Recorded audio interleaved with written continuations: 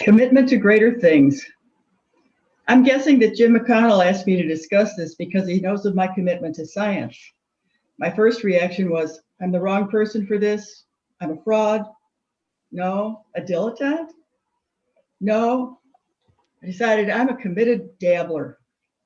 I've studied science, taught and worked in science, even done some research and published a bit, but I've not advanced the body of scientific knowledge in any meaningful way. So how did it happen that I became a dabbler in science? For me, luck is a huge part of it. Both of my parents encouraged independent thinking, including challenging authority. Initially, simply absorbing information was enough. I had answers.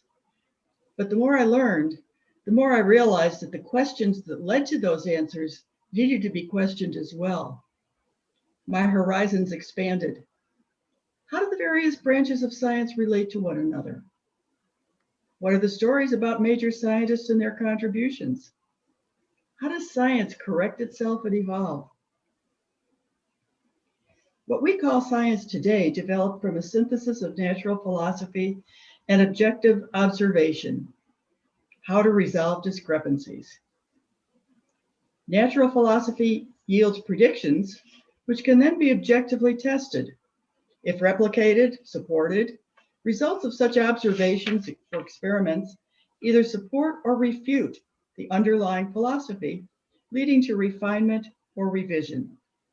It's critical to realize that experiments do not provide answers. They provide the possibility of rejecting incorrect answers. This prunes off incorrect possibilities and moves toward increasing acceptance of probable alternatives. And as various branches of science move toward overarching philosophical commonalities, gradually, or sometimes abruptly, think of Einstein and relativity, they develop testable theories that consolidate currently accepted experimental results and provide testable predictions for future experimentation. For me, the most exciting aspect of this process is that each advance solidifies confirmation of prior findings and at the same time opens new, unanticipated possibilities. Yes, we can have more confidence in prior answers, but we now have new questions.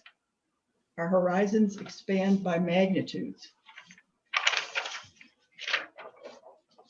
Explaining more of our world and simultaneously opening previously unanticipated, unlimited new possibilities is what makes science exciting for me.